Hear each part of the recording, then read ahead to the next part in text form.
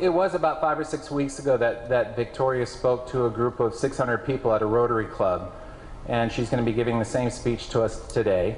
And I saw it, I think a week or so after it hit the web, it started going around, and so I quickly got on the phone and talked with her dad Zane and invited them here. And so we have a very special treat. So Victoria, come on up, do your thing. Go up.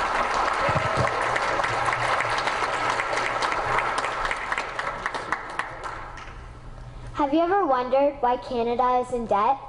Have you ever wondered why the government forces Canadians to pay so many taxes?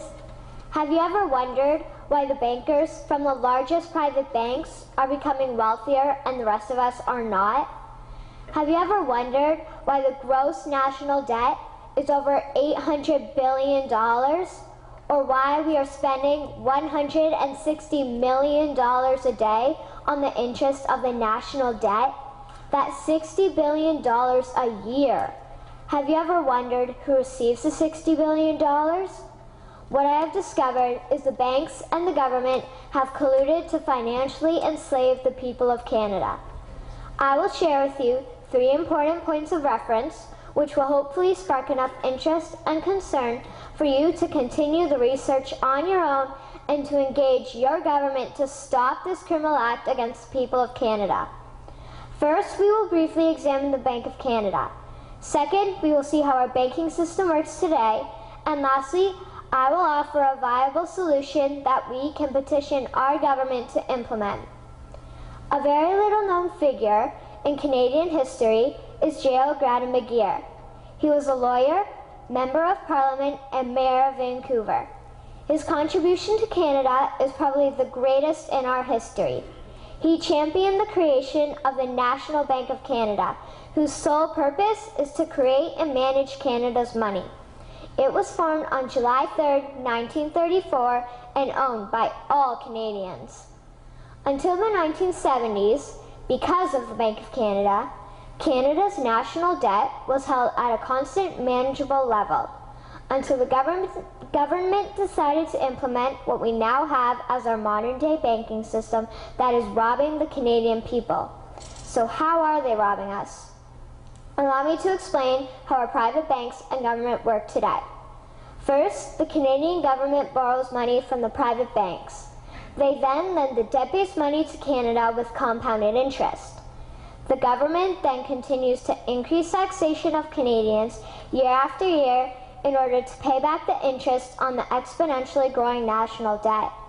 What results is inflation, less real money for Canadians to spend into our economy, and the real money being used to pad the pockets of the banks.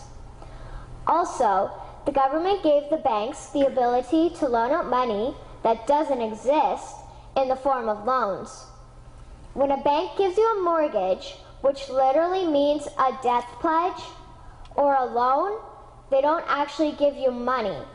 They click a key on a computer and generate the fake money out of thin air. They don't actually have it in their bank vaults.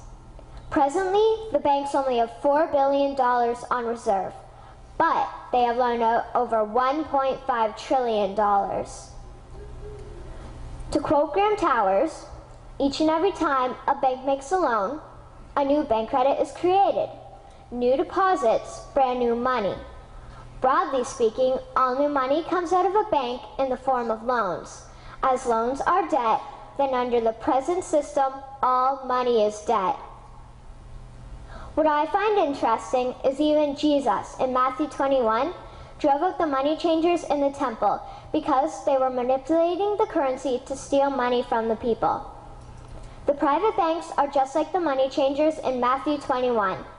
They are defrauding and robbing the people of Canada, thus their freedom, and they need to be stopped. How should the banking system work?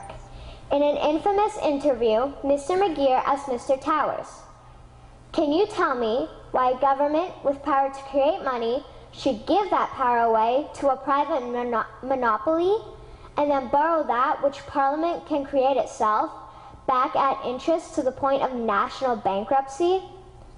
Mr. Towers replied, "If Parliament wants to change the form of operating the banking system, then certainly that is within the powers of Parliament. In other words, if the Canadian government needs money, they can borrow it directly from the Bank of Canada. The people would then pay fair taxes to repay the Bank of Canada. This tax money would in turn get injected back into our economic infrastructure and the debt would be wiped out. Canadians would again prosper with real money as the foundation of our economic structure and not debt money. Regarding the debt money owed to the private banks, such as the Royal Bank, we would simply have the Bank of Canada print the money owing, hand it over to the private banks, and then clear the debt with the Bank of Canada. And yes, we have the power and lawful right to do so. In conclusion, it has become painfully obvious, even for me, a 12-year-old Canadian, that we are being defrauded and robbed by the banking system and a complicit government. What will we do to stop this crime? What will we do to ensure that the next generation will live free and clear of the debt-based economy that enslaves them to the banks? Margaret Mead said the following, and I hope that all of you remember this. Never doubt that a small group of people can change the world. Indeed, it is the only thing that ever has. Thank you.